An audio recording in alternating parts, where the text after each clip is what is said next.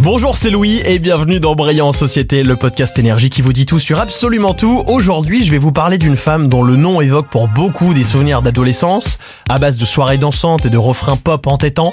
Je pense bien sûr à l'intemporelle Britney Spears. Elle a quand même vendu 200 millions de disques à travers le monde et ça, c'est juste énorme. Et puis le Billboard la classe comme la 8e plus grande artiste des années 2000.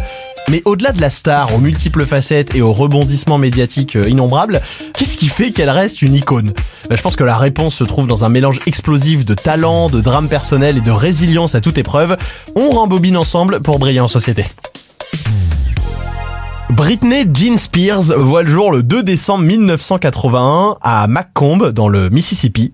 Dès son plus jeune âge, elle montre un talent très précoce pour le chant et la danse. Sa première expérience notable dans le monde du show business, c'est sa participation au Mickey Mouse Club. On est en 1992. À 11 ans, elle partage la scène aux côtés d'autres futures stars comme Justin Timberlake ou Christina Aguilera. Mais c'est vraiment en 99, avec son album Baby One More Time, qu'elle devient d'un coup d'un seul une superstar mondiale. Ce premier album fait un carton énorme et propulse Britney au rang de phénomène culturel à seulement 17 ans. Eh oui, qui pourrait oublier ce clip iconique où elle danse en uniforme d'écolière ? En fait, Britney Spears n'est pas seulement une chanteuse pop parmi d'autres. Son style musical évolue beaucoup avec les années, tout en conservant cette essence unique qui la distingue de ses contemporaines. Dès ses débuts, elle mélange des sonorités pop avec des touches de dance ou de R&B, ce qui crée un son vraiment accrocheur. Par exemple, la chanson You Drive Me Crazy, dans son premier album, arrive à mêler douceur et énergie. C'est un tube qu'on a encore dans la tête, des années après. L'album Oops, I Did It Again, qui sort en 2000, continue sur cette lancée, avec des morceaux à la fois puissants et mélodiques. Britney montre sa capacité à aborder des thèmes plus personnels, comme dans les chansons Lucky, qui parlent de la solitude, de la célébrité, ou Stronger, qui interroge la résilience. Au fil des années, elle explore des styles plus audacieux, par exemple avec l'album In The Zone qui sort en 2003, où elle introduit des influences électro ou hip-hop. Je pense notamment aux chansons Toxic ou Me Against the Music en duo avec Madonna. Son album Blackout qui sort en 2007 est considéré comme un de ses chefs-d'œuvre. Il y a vraiment quelque chose d'avant-gardiste avec des titres comme Gimme More ou Piece of Me. Bref, elle repousse les limites de la pop traditionnelle. Et puis sa voix, qui est souvent critiquée, c'est quand même transmettre une émotion brute, ce qui touche des millions de fans à travers le monde. Une autre facette de Britney qui fascine, ce sont ses performances scéniques spectaculaires.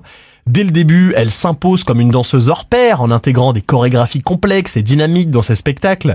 Ses mouvements de danse sont souvent imités, mais jamais égalés, et ils deviennent une marque de fabrique. Qui a oublié par exemple sa performance exceptionnelle au MTV Music Awards avec un python sur les épaules pendant sa chanson I'm a Slave for You.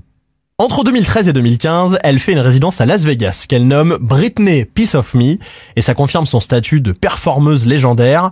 Chaque spectacle est un mélange de pyrotechnie, de costumes scintillants et de chorés millimétrés.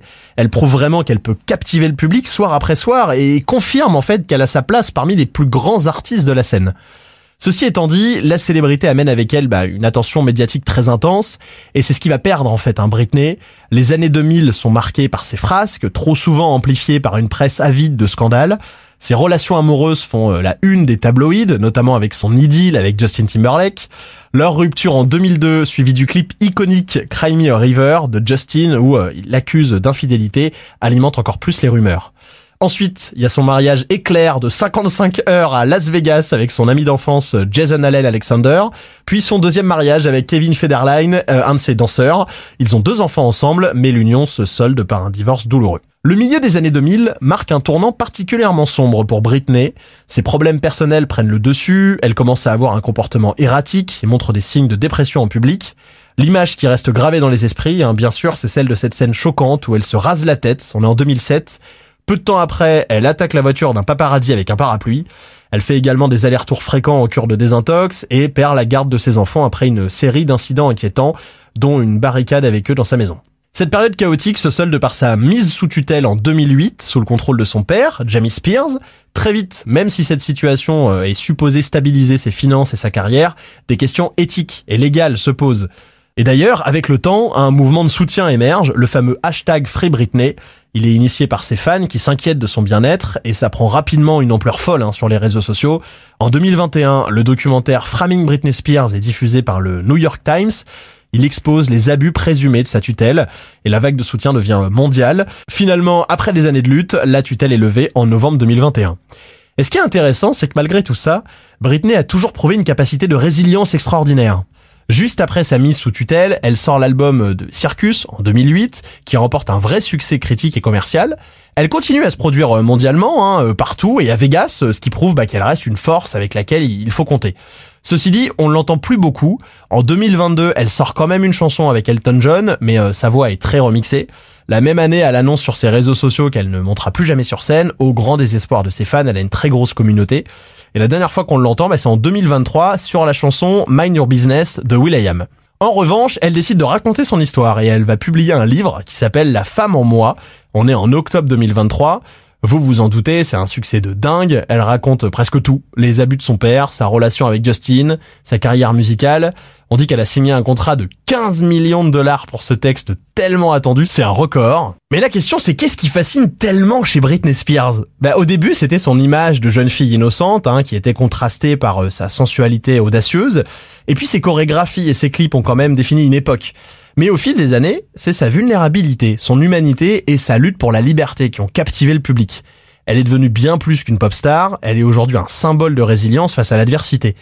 Tout ça fait qu'aujourd'hui, Britney Spears est encore et toujours une icône culturelle. Elle utilise énormément les réseaux sociaux pour communiquer directement avec ses fans, en partageant des moments de sa vie quotidienne, souvent avec une pointe d'humour. Et même s'il faut bien dire que le fait qu'elle se photographie beaucoup dénudée ou en dansant toujours dans la même chorégraphie fait penser à certains que sa santé mentale n'est pas encore complètement rétablie. Parce qu'il faut rappeler que Britney Spears est à la croisée des chemins. Libérée de sa tutelle, elle peut enfin contrôler sa carrière et sa vie personnelle. Sauf que malgré les rumeurs d'un nouvel album, on voit rien venir.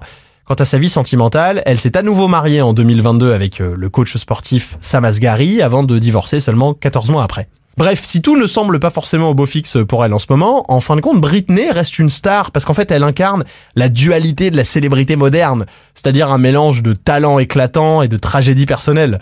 Elle a été une jeune fille, une femme, une mère, une artiste, une survivante aussi. Sa musique continue d'inspirer et ses performances restent inoubliables. Et malheureusement, sa saga intime nous rappelle les dangers de la célébrité. Alors que vous soyez un fan de longue date ou un observateur occasionnel, une chose est sûre, Britney Spears a marqué l'histoire de la pop et continue de le faire, un pas de danse à la fois, avec une touche de paillettes et beaucoup de courage, parce qu'au fond, Britney, c'est plus qu'une star. C'est un phénomène indomptable et inoubliable.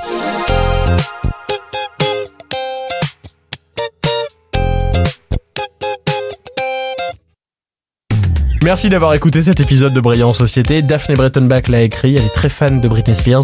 Je suis Louis, animateur sur LRJ, et je vous donne rendez-vous très vite pour un nouvel épisode.